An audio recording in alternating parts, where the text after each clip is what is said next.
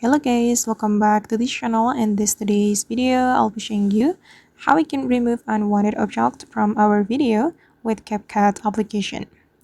Alright guys, here I have created a project in my CapCut application, and for example, I'm going to remove this phone from the video. So first of all, we need to duplicate this video. Just click on the video and you have to scroll all the way to the right until you find the duplicate option. Okay, this one, just click on the duplicate and we're going to overlay this video. So click on overlay and you have to drag the second video to make it align with the first video. And we're going to put mask to the second video.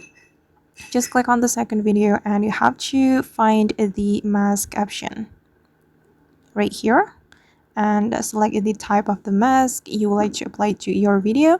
We're going to use this mask to cover the unwanted object.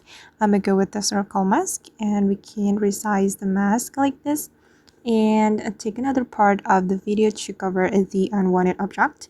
And I'm going to take this part because I think this part will be suitable to cover the unwanted object.